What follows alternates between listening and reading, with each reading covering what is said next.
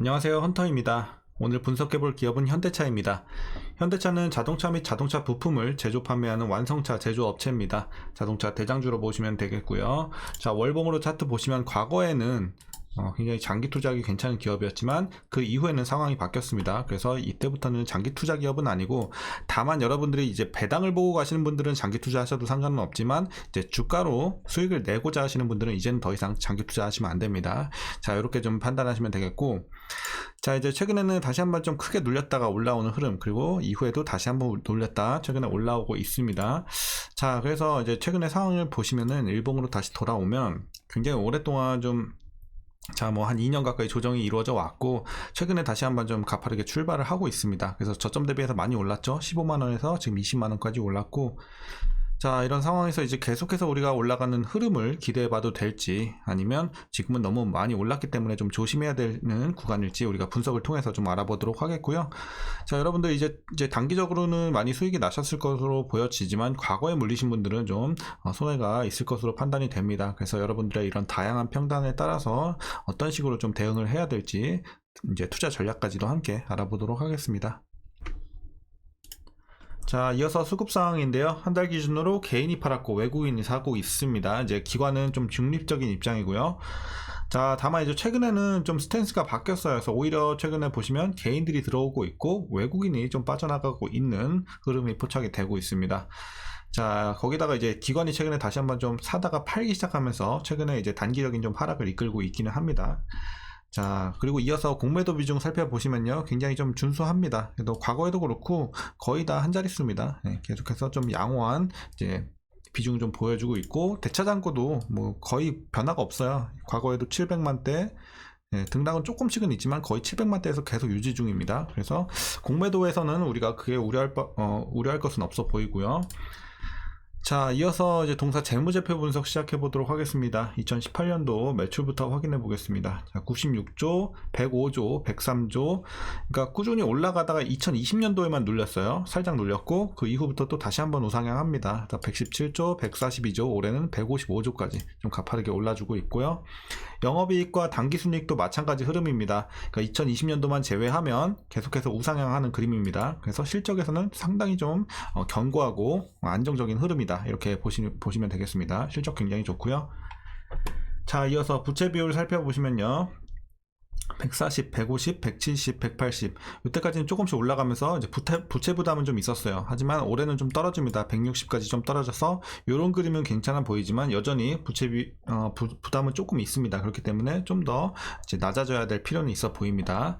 그래도 어쨌든 이제 떨어지고 있다는 점에서는, 올해 떨어진다는 점에서는 좀 긍정적으로 볼 수 있겠고, 자, ROE 보시면요, 2, 4, 2, 6. 과거에는 별로였어요. 솔직히 수익성은 별로인 기업이었는데 작년부터 개선이 됐습니다. 그래서 작년에 9까지 올라오면서 작년은 괜찮았고, 올해는 두 자릿수 진입을 하면서 더 나아진 이런 수익성을 보여주고 있습니다.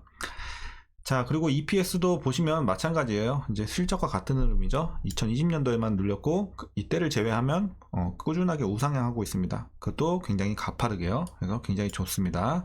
자, 주당 순이익 좋고, 자, 이제 중요한 게 배당이죠. 이제 배당주기 때문에, 거기다 이제 분기 배당으로 또 바뀌었기 때문에, 그래서 이제 좀 더 메리트가 있어진 기업인데, 이제 배당주로 또 대부분 많이 사실 거예요, 이 기업 같은 경우는.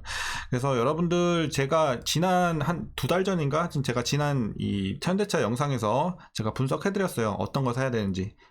그래서 배당 관련해서 궁금하신 분들은 그 영상 한번 찾아보시면 될 것 같고요.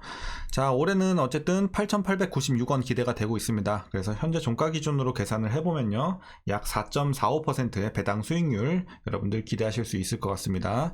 자, 그리고 올해 추정 PER은 5.16배, PBR은 0.59배 나오고 있습니다. 그리고 현재 주가는 여전히 많이 올랐음에도 저평가 구간으로 보시면 되겠습니다. 아직도 많이 쌉니다.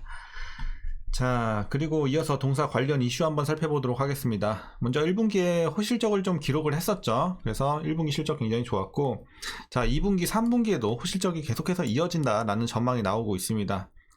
그러니까 이제 북미와 유럽 권역의 판매 증가가 일시적인 것이 아니라 지속될 것으로 이제 업계에서는 좀 보고 있습니다. 그래서 2, 3분기 우리가 기대해봐도 좋을 것 같고, 과거에 이제 평균보다 높았던 이익률과 호실적 때문에 1분기가 이제 1분기를 기점으로 해서 피크아웃이 되는 게 아니냐 이런 걱정이 좀 우려가 나오고는 있었지만 어쨌든 괜찮다는 이제 내용이에요. 보시면은 이제 차량 판매 물량 성장과 가격 상승은 일시적인 것이 아닌 구조적인 이제 상승이다 이렇게 보고 있고, 자 매분기 호실적이 나올 때마다 이제 동사의 주가는 계단식으로 좀 상승할 것으로 보고 있습니다. 거기다가 이제 높은 환율이 최근까지도 유지가 되고 있습니다. 그래서 수익에는 당연히 우호적으로 영향을 줄 수밖에 없을 것으로 보여지고요. 자, 그리고 2018년 19년부터 본격적으로 SUV와 D 세그먼트 차량 판매가 증가가 되면서 본격적인 가격 상승 구간에 진입을 했다. 이렇게 말씀드리겠습니다.